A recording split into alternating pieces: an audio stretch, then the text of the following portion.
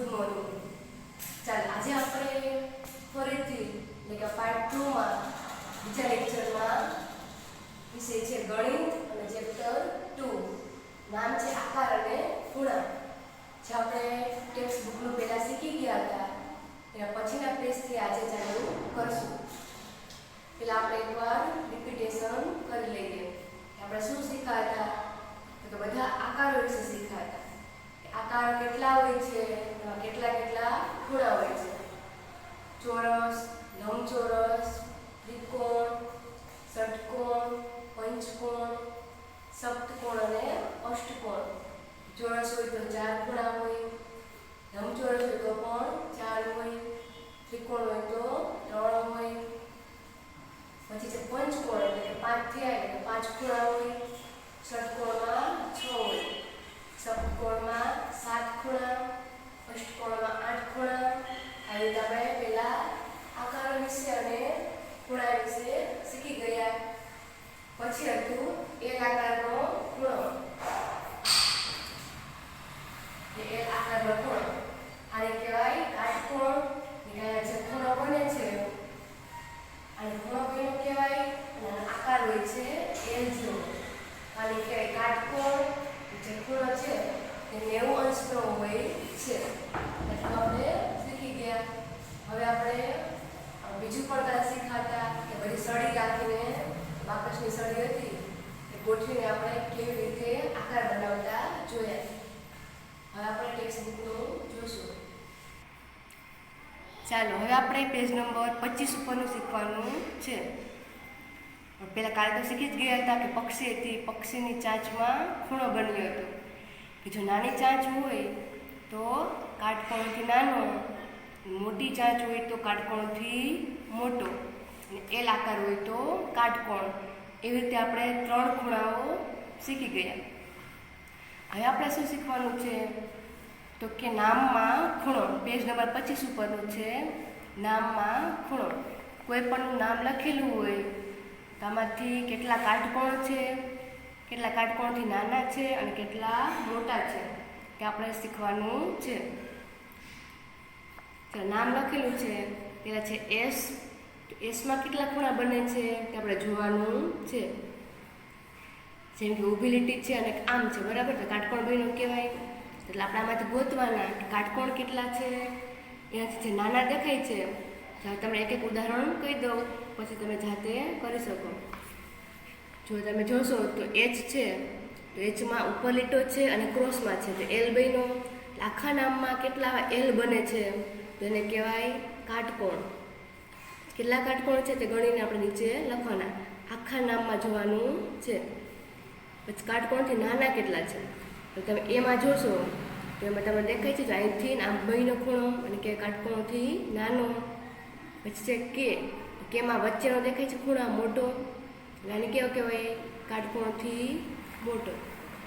આખા નામમાં ગોતીને લખવાનું કાટકોણ કેટલા છે, કાટકોણથી નાના કેટલા છે અને કાટકોણથી મોટા કેટલા છે. તેવી જ રીતે તમે નીચે બોક્સમાં પેલા કોઈ પણનું આવી રીતે નામ લખી શકો છો. એ નામ લખી નાખવાના. તેમાં કાટકોણ કેટલા છે, મોટા કેટલા ખૂણા બને, નાના ખૂણા કેટલા બને તે આપણે અહીંયા લખવાનું. પછી આપણે એક પ્રવૃત્તિ કરવાની છે કે ગણિત ગમતના 10 પુસ્તકો એકની ઉપર એક એમ મૂકો. તમે ચિત્ર આપેલું જ છે. ગણિતની ટેક્સ્ટ બુક છે, બધી ગણિતની જ ટેક્સ્ટ બુક લેવાની છે. એક ટેક્સ્ટ બુક મૂકી, એની ઉપર બીજી મૂકી, એના ઉપર ત્રીજી મૂકી. એવી રીતે આપણે 10 પુસ્તક લેવાની છે અને એક ઉપર એક મૂકતું જવાનું. પુસ્તકને આમાંથી એક પુસ્તકને ત્રાસું ગોઠવો જેથી ઢાળ બને. ટૂંકમાં આપણે કહીએ તો લપસ્યા જેવું બનાવવાનું છે. એક ઉપર એક ટેક્સ્ટ બુક મૂકી, જે છેલ્લી ટેક્સ્ટ બુક છે ને અહીંથી આપણે ક્રોસમાં રાખશું.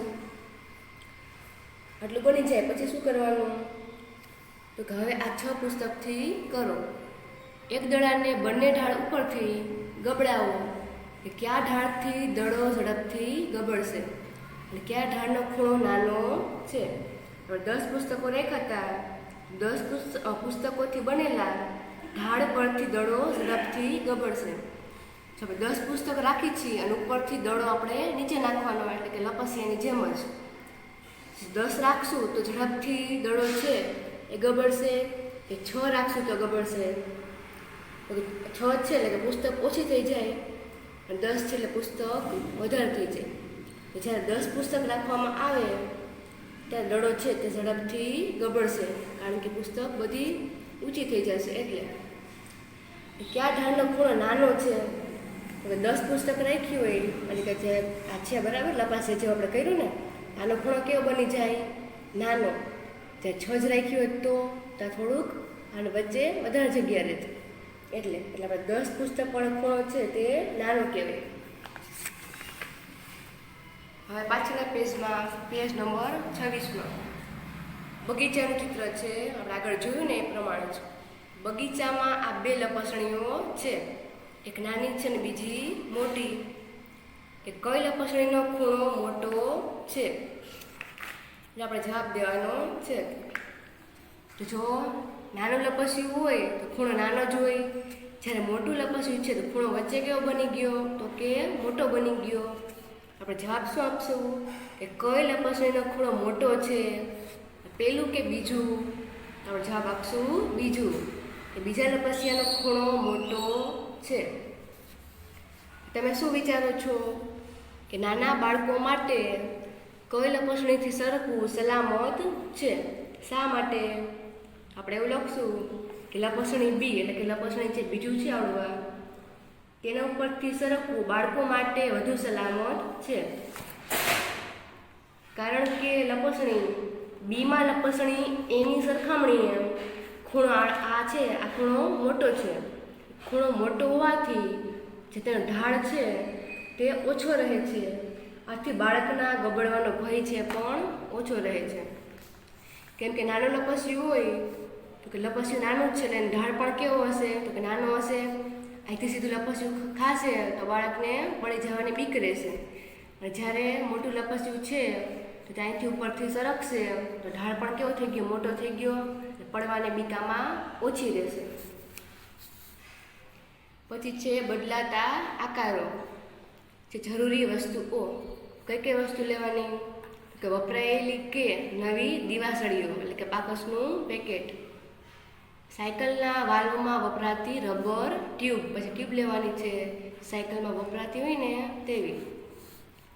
પહેલાં શું કરવાનું? તો કે દિવાસળીના કાળો ભાગ સાફ કરો. દિવાસળીમાં જે ઉપરનું કાળું ટપકું હોય છે ને, ટપકું એને આપણે સાફ કરવાનું, એટલે કે કાઢી નાખો તો પણ ચાલે. પછી છે રબર ટ્યુબનો નાનો ટુકડો કાપો. સાયકલમાં તમારા હોય ને રબર ટ્યુબ કે જે વ્હીલ ઉપર ચડાવેલું હોય, એનો નાનો એવો ટુકડો લેવાનો છે. પછી રબર ટ્યુબના ટુકડાની બંને તરફ દિવાસળી નાખો. તો તમે ચિત્રમાં જોયું વચ્ચે જે આટલો ભાગ છે આ ટ્યુબનો ભાગ છે, આજુબાજુ શું નાખ્યું? તો કે દિવાસળી નાખી. ત્રિકોણ બનાવવા માટે વધુ દિવાસળીઓ ઉમેરો. પહેલાં તો આપણે ખાલી આટલું જ બનાવ્યું, પણ હવે આપણે શું બનાવવું છે? તો કે હવે આપણે ત્રિકોણ બનાવવું છે. એટલે કે જે રબર ટ્યુબનો કટકો હતો, જે ટુકડો, તે આપણે નાખતું જવાનું છે અને 3 દિવાસળી રાખવાની છે. એટલે શું બની જશે? ત્રિકોણ બની જશે. તેવી જ રીતે પેજ નંબર 27માં કે રબરના ટ્યુબનો ઉપયોગ કરતું જવાનું છે અને જુદા જુદા આકારો બનાવતું જવાનું છે. 3 આકાર આપેલા છે, ક, ખ અને ગ. પહેલામાં ટ્યુબનો ઉપયોગ કર્યો અને ચોરસ બનાવ્યું. જો 4 ટ્યુબનો ઉપયોગ કર્યો છે તો દિવાસળી પણ કેટલી જોશે? 4 જોશે. પછી છે ખ, આમાં કેવું બનાવ્યું છે? આપણે પહેલાં જ આકાર શીખી ગયા, પંચકોણ છે, ચોરસ છે. તો જેવી રીતે બાકસમાં એટલે કે સળીમાં બ્લેક ટપકું હતું, તેવી જ રીતે આપણે આમાં ટ્યુબ ગણશું કે 1, 2, 3, 4 અને 5. તો હવે તમને આવડી ગયું હશે કે જ્યાં 5 ખૂણા બને એટલે કે 5 ટપકા હોય તો કયો આકાર કહેવાય? તો પંચકોણ કહેવાય. એટલે કે આ પંચકોણ બની ગયું. જેટલા ટપકા હોય એટલી જ દિવાસળી આપણે લીધેલી હોય. પછી છે આમાં પણ ગણવાનું કે 1, 2, 3, 4, 5 અને 6. જેમાં 6 ટપકા હોય તો કયો આકાર કહેવાય? તેને ષટકોણ કહેવાય, એટલે કે 6 ખૂણાવાળું. 3 જુદા જુદા આકારો બનાવ્યા: ચોરસ, પંચકોણ અને ષટકોણ. ટપકા ગણતું જવાનું અને દિવાસળી રાખતું જવાનું. એટલે પછી નીચે છે દરેક પ્રકારના આકારમાં કેટલા ખૂણા છે તે શોધો અને નિશાની કરો. તો આપણે જોઈ લીધું કે કેટલા ખૂણા બન્યા. દરેક આકારને તમારે આંગળીના ટેરવાની મદદથી નીચે તરફ દબાવો. પછી આપણે દબાવતું જવાનું અને જોતું જવાનું. આંગળીના ટેરવા વડે દબાવવાથી આકારોના ખૂણાઓ બદલાય છે. ખૂણાઓ શું કામ બદલાશે? કેમ કે આમ આપણે જે ટ્યુબનો કટકો હતો ટુકડો તે રાખ્યો હતો, એટલે તમે દબાવશો તો તે દબાશે.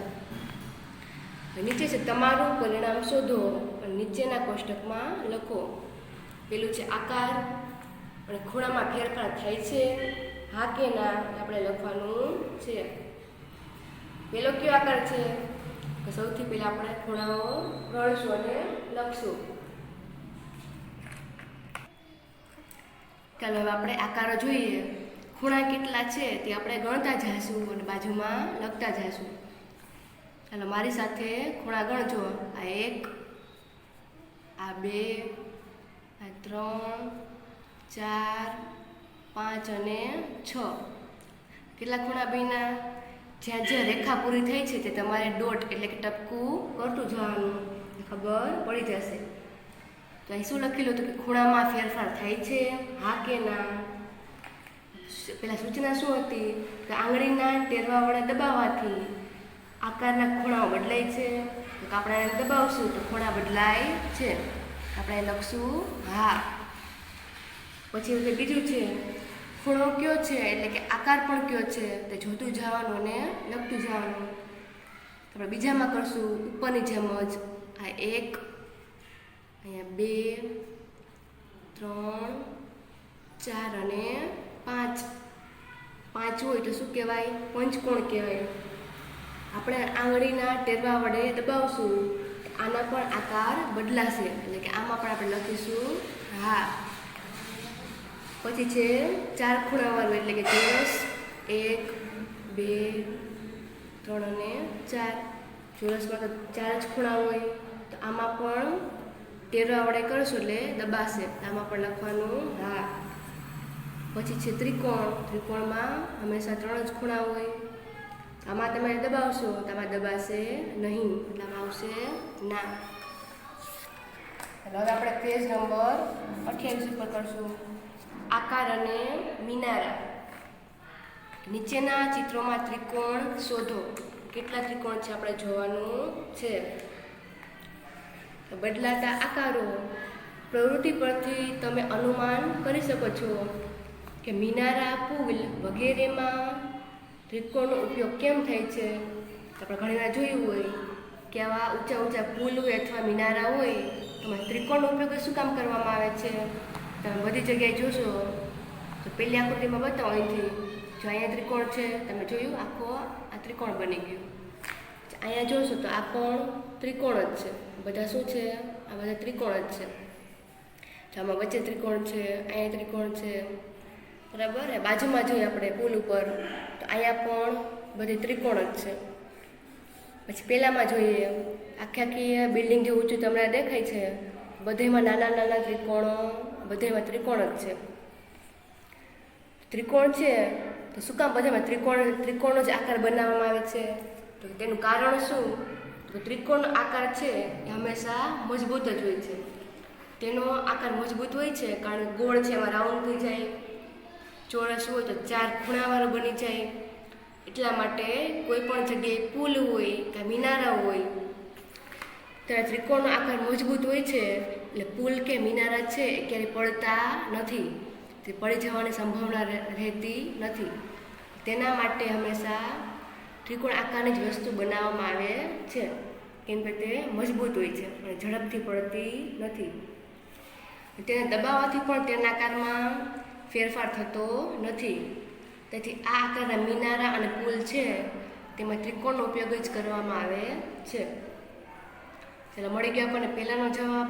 હવે બીજું, તમારી આસપાસ જુઓ ત્રિકોણનો ઉપયોગ થતો હોય તેવા સ્થળો શોધો. તો આપણે આમાં ક્યાં નામ લખી શકાય કે જે ત્રિકોણ હોય?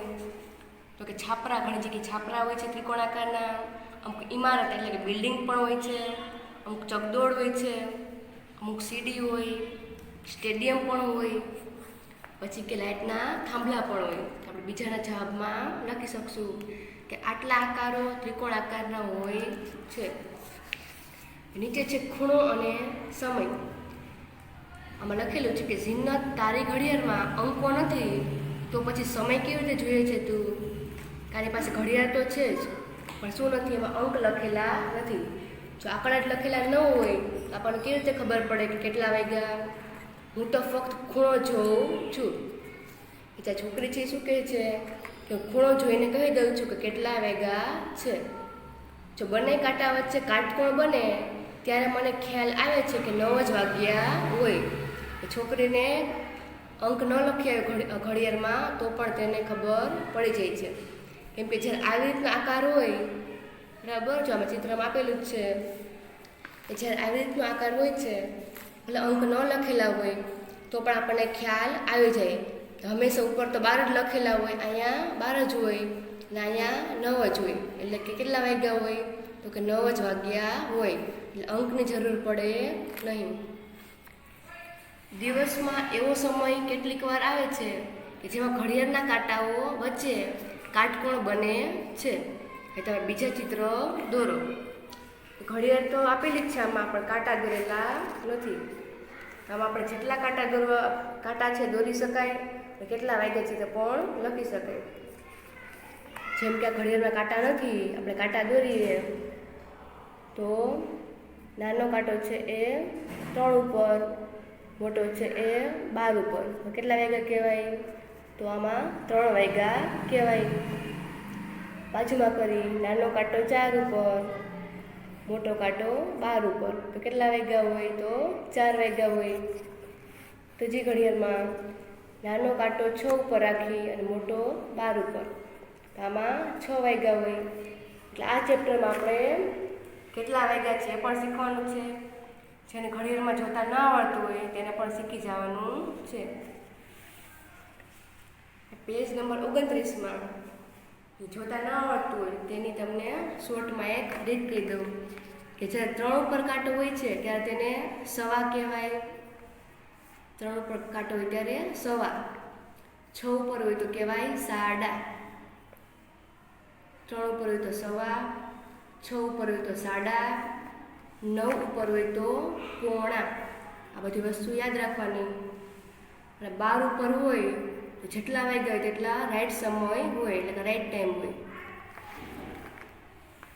જેમ કે 3 વાગ્યા હોય, બરાબર, નાનો કાંટો કદાચ 3 ઉપર હોય ને મોટો 12 ઉપર હોય તો 3 જ વાગ્યા હોય.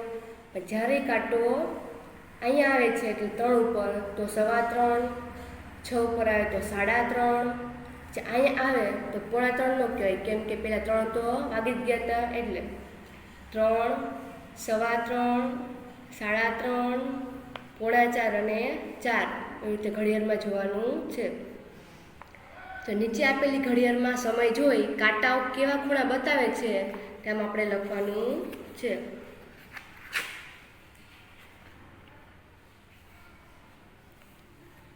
ચાલો આપણે પહેલામાં જોઈશું કેટલા વાગ્યા છે આપણે લખવાનું છે. નાનો કાંટો છે 7 ઉપર અને મોટો કાંટો છે 5 ઉપર. તો કેટલા વાગ્યા હોય? પહેલાં નાનો કાંટો હોય એટલા તો વાગ્યા જ હોય, એટલે આપણે પહેલાં જોઈ લેવાનું કે 7 તો વાગ્યા જ છે. જેટલા પછી અંક આપેલા છે બધા વચ્ચે 5-5 મિનિટનો ગાળો હોય છે.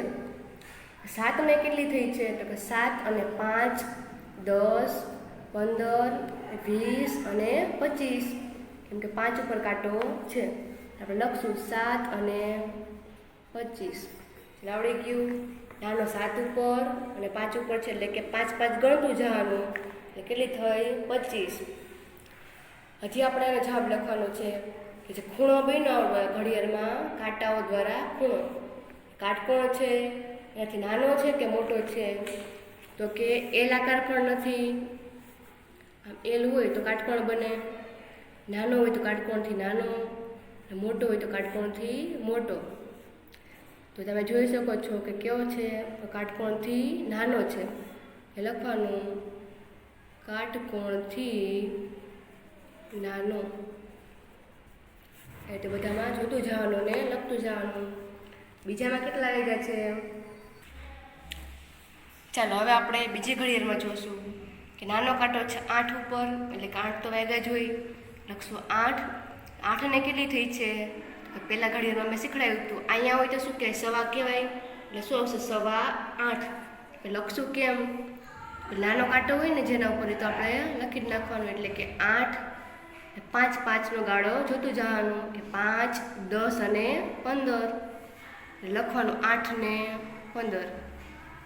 હવે જોવાનું છે કાટકોણથી નાનો છે, કાટકોણ છે કે મોટો છે. તો એલ આકાર નથી, કારણ કે ક્રોસમાં છે એટલે એલ આકાર નહીં બને. કાટકોણથી સાવ નાનોય નથી, કારણ કે નજીક હોય, ઓછી જગ્યા હોય તો નાનો કહી શકાય. જગ્યા વધારે છે એટલે શું લખશું? કાટકોણથી મોટો. મેં પોઈન્ટ કરેલો છે એટલે આખું નામ છે કાટકોણ. કાટકોણથી મોટો ખૂણો. એ બાજુમાં છે, પહેલાં સાવ સહેલી રીતે આપણે લખવું હોય તો જેની ઉપર નાનો કાંટો હોય ને એ પહેલાં આપણે અહીંયા લખી નખાય. 9 ઉપર છે એટલે કે 9 તો વાગ્યા જ હોય. પછી ક્યાં છે કાંટો? તો 5 અને 10, 5 5નો ગાળો થયો અને 9 ને કેટલી થઈ? 10 થઈ. ખૂણો કયો બને છે? તો કે વચ્ચે ઓછી જગ્યા નથી, વધારે જગ્યા છે. આમાં પણ આવશે કાટકોણથી મોટો. નીચેનામાં નાનો કાંટો છે 9 ઉપર એટલે લખશું 9. મોટો કાંટો છે 5 ઉપર એટલે ગણવાનું 5, 10, 15, 20 અને 25. એટલે કે 9 ને 25. પછી કયો ખૂણો બને છે? તો કે વધારે જગ્યા છે. આમાં પણ કાટકોણથી મોટો. ચાલો હવે આપણે છેલ્લી ઘડિયાળમાં જોઈશું. નાનો કાંટો છે 10 ઉપર લખશું 10. અને પછી છે મોટો કાંટો 12 ઉપર. આપણે અહીંયા 12 લખવાના નથી, કેમ કે 12 ઉપર કાંટો આવી ગયો હોય એટલે કે રાઈટ 10 વાગી ગયા હોય. લખવાનું આપણે 10. કયો ખૂણો બને છે? કાટકોણે નથી, વચ્ચે વધારે જગ્યા હોય તો મોટો. જગ્યા કેવી છે? જગ્યા છે ઓછી. લખશું કાટકોણથી નાનો ખૂણો. એટલે આટલું સમજાઈ ગયું. હવે નીચે ઘડિયાળમાં કાંટાઓ દોરો કે જેમાં કાંટાઓ વચ્ચેનો ખૂણો કાટકોણ કરતાં નાનો હોય અને સમય પણ લખો. ત્રણેય ઘડિયાળમાં કાંટા પણ દોરવાના છે. ખૂણો પણ કેવો બનવો જોઈએ? ખૂણો છે તે નાનો બનવો જોઈએ. ચાલો પેલી ઘડિયાળમાં આપણે દોરશું તો કેવી રીતે કરશું? નાનો કાંટો કરાય 1 ઉપર અને મોટો કરાય 12 ઉપર. એટલે કે નાનો ખૂણો બની ગયો, એલ આકાર ન થયો અને મોટોય ન બન્યો. સમય કેટલો થયો છે? તો કે રાઈટ 1 વાગ્યો છે. લખી નાખવાનો 1. ખૂણો પણ નાનો બની ગયો. બીજામાં નાનો કાંટો કરશું 6 ઉપર અને મોટો કરશું 5 ઉપર. કેટલા વાગ્યા છે? તો નાનો છે 6 ઉપર એટલે 6 અને 5 5 એમ ગણતા છે તો અહીંયા આવશે 25. એટલે કે 6 ને 25. જ્યારે 25નો ટાઈમ થયો છે. ખૂણો પણ કેવો બની ગયો? નાનો. બાજુમાં નાનો કાંટો દોરશું 2 ઉપર, મોટો દોરશું 3 ઉપર. લખશું 2 અને 3 ઉપર છે એટલે કે 5, 10 અને 15. એટલે કે 2.5 થયા છે. 2 અને 15. એટલે ખૂણો પણ કેવો બની ગયો? નાનો. એટલે પાછળના પેજ ઉપર પેજ નંબર 30 ઉપર શીખવાનું છે અંશ ઘડિયાળ. અપુ અને કીટુ કેરમ રમી રહ્યા છે. અપુ છે એ સ્ટ્રાઈકર મારે છે. આપણે કહીએ જે સ્ટ્રાઈકર હોય છે રેડ કલરનો એ. પછી એમ બોલે છે આ તો એ જ ખૂણા પર પાછો આવે છે. તમે બધે કેરમ તો રમતા જશો, તમે જોયું હોય ને. આપણે એક જગ્યાએથી સ્ટ્રાઈકર મારીએ, સામેના ખૂણાએથી ભટકાઈને તે પાછું આવે છે. આમાં પણ ખૂણો તો બનતો જ હોય, નાનો ખૂણો બને અથવા મોટો બને અને કાટકોણ પણ બને. કેરમમાં પણ આમ થતું હોય છે. જેમ કે આ છોકરો છે અહીંયા બેઠો છે, તો અહીંયાથી સ્ટ્રાઈકર મારશે તો અહીંયાથી સીધું ભટકાઈને અહીંયા આમ પાછું આવે, એટલે આ પણ કયો ખૂણો બની ગયો, તો કાટકોણથી મોટો બની ગયો. એટલે કેરમમાં પણ ખૂણાઓ બને છે. ચિત્રમાં 3 બિંદુઓ એટલે કે A, B અને C દર્શાવેલા છે. 3 ટપકા હશે કે A, B અને C. કયા બિંદુએથી રેખા દોરીએ કે જેના પર આપણે સ્ટ્રાઈકર મારી કિટ્ટુ રાણી મેળવી શકે. કે જે આપેલું છે એક રાણી હશે, બરાબર. તો જે છોકરો બેઠો છે ક્યાંથી સ્ટ્રાઈકર મારશે તો સીધી રાણી નીકળશે. તો કે એ બિંદુએથી, એટલે કે એ ઉપર રાખશે, બરાબર. કે એ ઉપર રાખે અહીંથી અને અહીંયાથી સ્ટ્રાઈકર મારશે સીધું અહીંયા. તો આપણે અહીંયા એ બિંદુ પર રાખશું, અહીંથી સ્ટ્રાઈકર સીધું અહીંયા મારીશું, એટલે કે ખૂણો પણ બની ગયો અને તે રાણી પણ મેળવી શકશે. અથવા અહીંયા સ્ટ્રાઈકર હોય તો અહીંયાથી આપણે આમ પણ મારી શકાય, એટલે કે આપણે રાણી જે મેળવી છે તે પણ મળી જશે. આ કેરમમાં અથવા આ કેરમમાં અહીંયા જો નીચે 3 બિંદુ છે, આમ ઉપરની સાઈડ નહોતું પણ આમાં આપેલું, અહીંયા નહોતું પણ અહીંયા આપેલું છે કે 3 બિંદુ હોય છે. આપણે રાખવાનું છે એ ઉપર, અહીંથી રાખશું એટલે સીધો શોટ આપણે અહીંથી મારો તમે સ્ટ્રાઈકર, એટલે અહીંયા જે રાણી છે તે સીધી અહીંયા પડી જશે, એટલે કે તમને મળી જાય. પછી અહીંયા લખેલું છે જો તમે ઈચ્છો તો અંશ ઘડિયાળનો ઉપયોગ કરીને ખૂણાને અંશમાં પણ માપી શકો છો. અને અંશને સંકેતમાં એટલે કે અંશ એમ લખાય. તો અંશ એટલે શું? તો કે આપણે કોઈ પણ સંખ્યા લખી તો એના ઉપર નાનું ટપકું કરવામાં આવે છે, તેને કહેવાય અંશ. આપણે જે રીતે કહીએ છીએ કે કાટકોણને 90 અંશ હોય તો કે 90 લખવાના, અને અંશ એટલે શું? તો કે એના ઉપર નાનું એવું ટપકું કરવાનું, આને કહેવાય અંશ. બાજુમાં છે અંશ ઘડિયાળ બનાવવી. પહેલાં લખેલું છે કે કાગળમાંથી એક વર્તુળ કાપો. એટલે કાગળ લેવાનું, પછી એમાં તમારે ગોળ કાપી લેવાનું. કે ગોળ શેનાથી કાપશો? તો કે પરિકરની મદદથી કાપી શકો. ગોળ રાઉન્ડ છે તો દોરી નાખવાનું, પછી કાપી લેવાનું. પછી તેની અડધી ગળી વાળી દો. કે આખું રાઉન્ડ હતું અને તમે આમ બેવડું વાળી દો એટલે આના જેવો આકાર મળી જશે. અહીંયાથી તમારે બેવડું વારવાનું. તેને ફરીથી ચોથા ભાગમાં ગળી વાળી દો. કે આટલું તો હતું જ, વળી પાછું અને અહીંયા સુધી અહીંથી બેવડું વાળી દેવાનું, એટલે આવો આકાર મળી જશે. તેને ફરીથી વાળો, એટલે આ જે મળ્યું છે આને પણ અહીંયાથી અડધું તમે વાળી દેશો એટલે આના જેવો આકાર મળી જશે. પછી શું કરવાનું? તો કાગળને ખોલો, તમને આવી રેખાઓ દેખાશે. પછી આખો કાગળ રાઉન્ડવાળો ગોળ હતો તેને તમારે આખો ખોલી નાખવાનો છે. આજુબાજુ બધી આવી રેખા જેવું તમને દેખાશે, કેમ કે આપણે ગળી કરતા હતા ને એના માટે. પછી આખો કાગળ ખોલશું તો બધી ગળીઓ તમને દેખાશે. હવે બતાવ્યા પ્રમાણે 0 અંશ, 45 અંશ, 90 અંશ અને 180 અંશ દર્શાવો. પહેલી બાજુ છે 0 અંશ કરવાનું. આવું આપણે કોણ માપકની મદદથી કરી શકીએ. ઉપર આવે છે 45 અંશ, પછી રાઈટ એટલે કે 90 અંશનો ખૂણો બને છે. આપણે પહેલાં જ કીધું હતું કાટકોણની જેમ. ઉપર અહીંયા હંમેશા 90 જ આવે, આ સાઈડ આવે 180 અંશ. તેને એક જૂના કાર્ડ પર ચોંટાડો.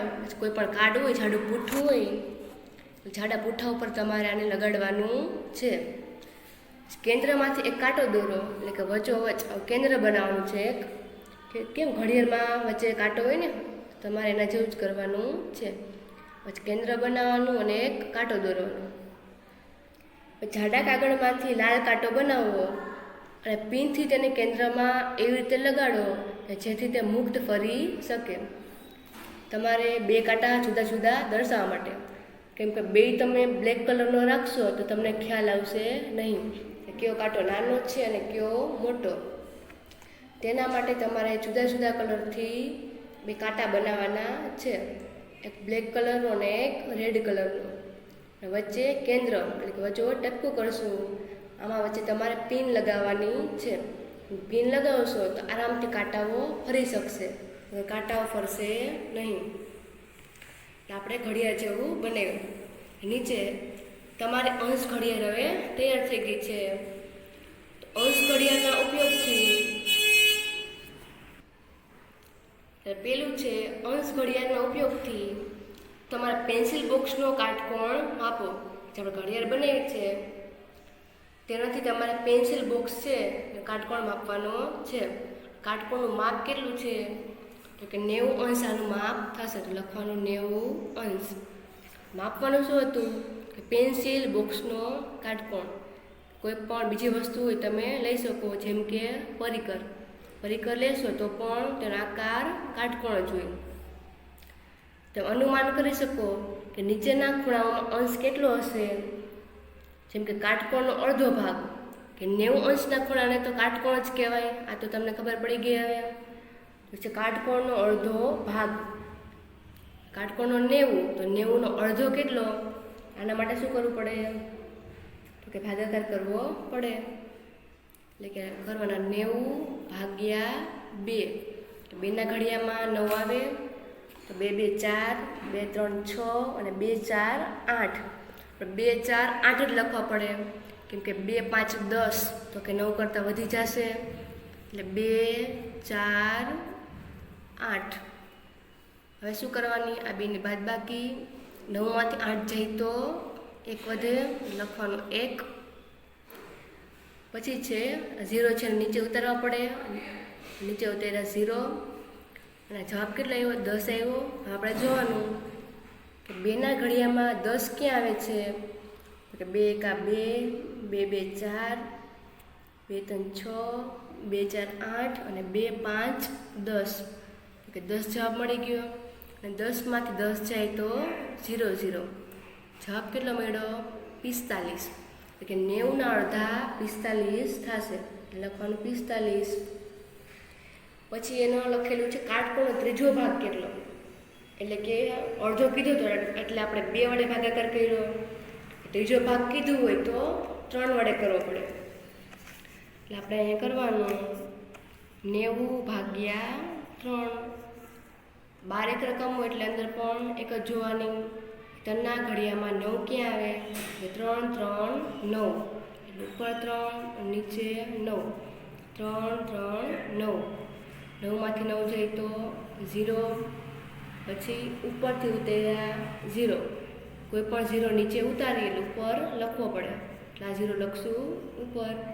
એટલે પૂરું. નીચે 0 0 જવાબ આવી ગયા. એટલે કાટકોણનો ત્રીજો ભાગ કેટલો મળ્યો તો ત્રીજો ભાગ 30 મળ્યો. એટલે લખી નાખવાના 30. પછી છે કાટકોણનું બમણું જ્યારે કે એટલે કે ગુણાકાર કરવો પડે. કાટકોણનું બમણું કરવાનું છે એટલે કે 180 અંશ થાય. 90 છે બરાબર, તો 90ના 2 ગણા કરવાના એટલે ગુણાકાર કરવો પડે.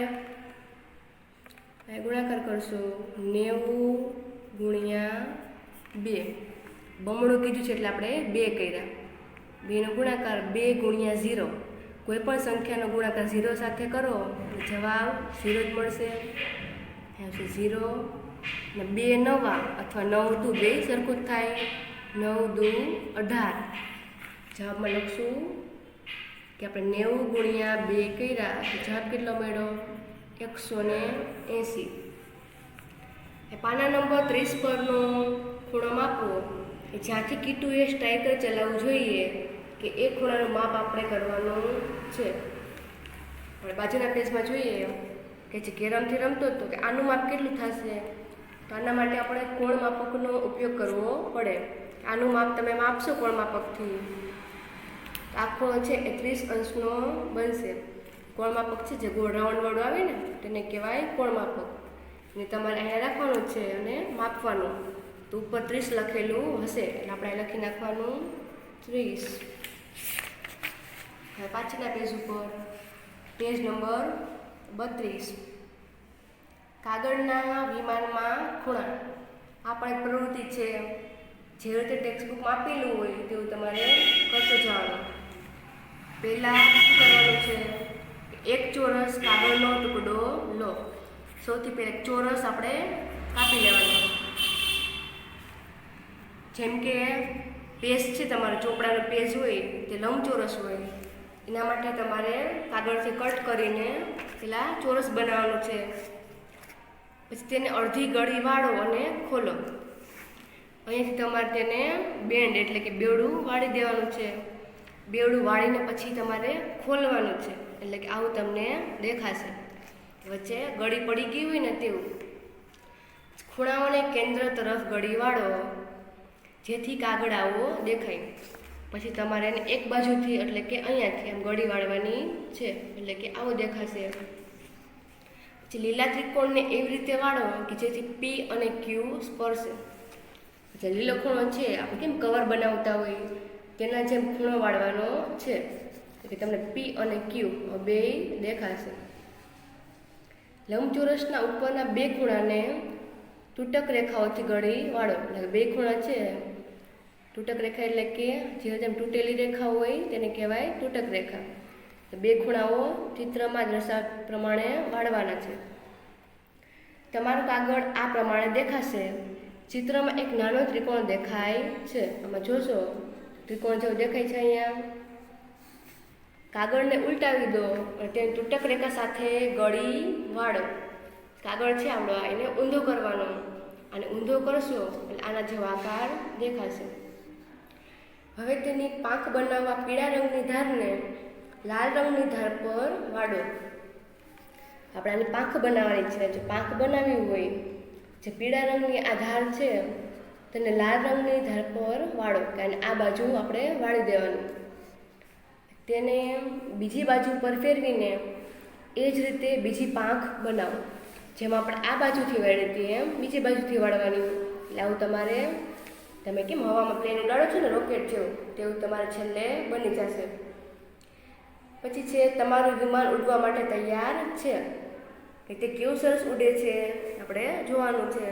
તમે આવી આખી પ્રવૃત્તિ ન કરો તો પણ તમને વિમાન બનાવતા તો આવડે જ છે. જ્યારે તમે વિમાનને ખોલો છો તો 45 અંશનો અને 90 અંશના ખૂણા ક્યાં રચાય છે તે શોધો. આખું વિમાન તમારે બની જશે ને એટલે કોણ માપકની મદદથી માપવાનું છે. જો ચિત્રમાં આપેલું જ છે, આ ચિત્રને કહેવાય કોણ માપક. આ ચેપ્ટર શીખવા માટે તમારે આ કોણ માપક જોશે. આની મદદથી તમે બધું શીખી શકો છો. એટલે આખું વિમાન બની જશે. પછી આ કોણ માપકની મદદથી બે ખૂણા તમે જોઈ શકશો.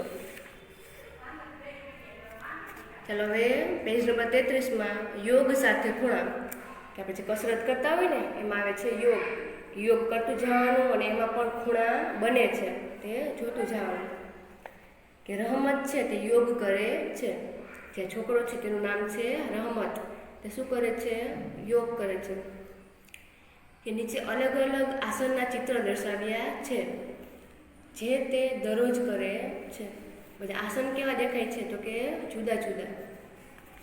જ્યારે આસન કરતા હોઈએ ત્યાં શરીરના અલગ અંગો સાથે બનતા ખૂણા માપો. પહેલા ચિત્રમાં જોઈએ, આપણે બધામાં લખતું જવાનું. જો તમે હવે તમને સમજાઈ ગયું છે કે કયો ખૂણો બને છે, વચ્ચે વધારે જગ્યા છે, ઓછી છે, કે એલ આકાર દેખાય છે? તો કે એલ આકાર દેખાય છે. એટલે આ બેનો કાટકોણ લખવાનું કાટકોણ. અને કેવા અંશનો એટલે કે કેટલો ખૂણો બનશે? તો કે 90 અંશનો લખવાનું કાટકોણ છે અને 90 અંશ છે. બીજું છે કે ખૂણો બને છે 90 અંશનો જ, પણ કેવો છે? નાનો કે મોટો? વધારે જગ્યા છે કે ઓછી છે? આમાં ઓછી છે. ખૂણો તો છે 90 અંશનો, પણ આમાં આવશે કાટકોણથી નાનો. પછી આમાં કેવી છે? તો કે બને છે તો બધા કાટકોણ જ છે. નાનો છે કે મોટો? અહીંથી લઈને અહીંયા સુધી, એટલે કે વધુ જગ્યા છે. લખવાનું 90 અંશ અને મોટો. છેલ્લે છે કે 90 અંશથી મોટો છે કે નાનો છે? તો કે આમાં બે ખૂણા બને છે. કે જો અહીંયા પણ છે, અહીંયા પણ રાઉન્ડ આપેલું છે. જે રાઉન્ડ હોય ને તે તમારે જોવાનું. કે તમે અહીંથી જોવા જશો તો નાનો પણ બને છે અહીંથી જોશો તો આ મોટો પણ બને છે. આમાં બે જવાબ આવશે કે 90 અંશથી મોટો અને 90 અંશથી નાનો, બે જવાબ લખી શકાય. હવે છે નીચે ડીની રમત. તમે તમારા મિત્રો સાથે ડીની રમત રમી શકો છો. તમે કોઈ ખૂણો દોરો, તમારા મિત્રને તે ખૂણાનું માપનું અનુમાન બતાવો. તમે તમારા ડીનો ઉપયોગ કરી તેનું માપ મેળવો. તમે મેળવેલ માપ અને તમારા મિત્રે અનુમાન કરેલા ખૂણાના માપનો તફાવત મેળવો. જે બુક્સમાં તમે કોઈ પણ ખૂણા દોરી શકો અને અનુમાન પણ કરી શકો. અને ઉપરની જેમ આખા ચેપ્ટરમાં શીખ્યા તે પ્રમાણે નાનો છે કે મોટો તે લખતું જવાનું. તમે કોઈ પણ વસ્તુ માપી શકો છો. કંપાસ પેટી માપો, બોક્સ માપો. ચલો હવે તમને આટલું સમજાઈ ગયું. ચાલો હવે આપણે પરિકરના મદદથી ગોળ કરતા પહેલાં શીખીએ. આને કહેવાય પરિકર. પરિકરમાં ખૂણો પણ ગમે તેમ બનાવી શકાય. પહેલાં કીધું હતું એ મુજબ કે જો આવી રીતે હોય તો બની ગયો કાટકોણ. ઓછી જગ્યા છે તો બની ગયો કાટકોણથી નાનો, વધુ જગ્યા છે તો કાટકોણથી થઈ ગયું કાટકોણથી નાનો અને મોટો બે. આપણે રાઉન્ડ કરતા શીખવાનું છે.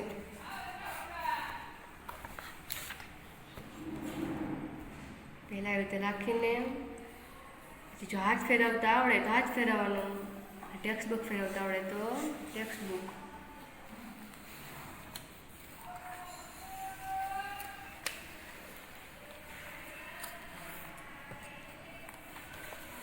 બની ગઈ ગોળ રાઉન્ડ. આ રીતે તમે કરી શકો. પછી આપણે કોણ માપક છે. આ કોણ માપકની મદદથી જે તમારા સ્વાપોથીમાં આવે છે આકારો તે જોઈ શકાય છે.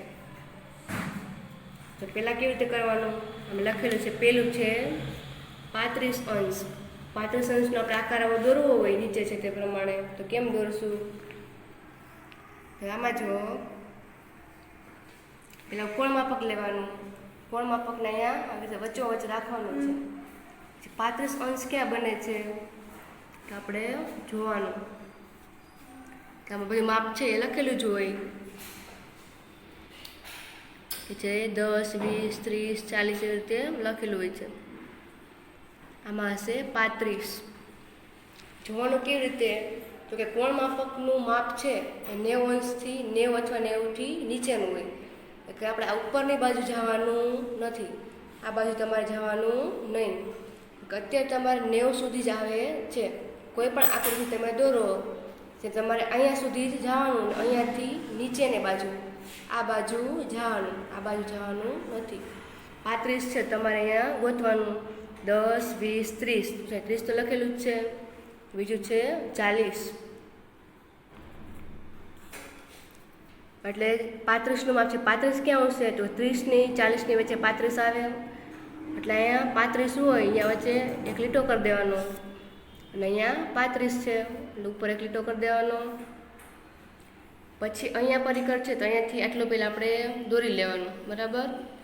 અહીંયા લીટી અને 35 હતું એટલે સ્કેલ વડે અહીંયાથી આટલું તમારે દોરી નાખવાનું. જો મેં કેમ દોર્યું છે તો સ્વાપોથીમાં જોશો તો આટલું જ માપ હશે. બે બાજુ કરી નાખવાના એરા, ઉપર લખી નાખવાનું 35 અંશ. તમે સ્વાપોથીમાં જોઈ શકો છો કે આમાં પણ તમને આવો જવાબ મળ્યો હશે. પછી છે 65 અંશ. તો એમાં પણ એવું જ કરવાનું. એટલે વચ્ચોવચ્ચ રાખવાનું પરિકરને, કોણ માપકને. હવે તો 65. 65 ક્યાં આવે તો 60 અને 70ની વચ્ચે 65 આવે.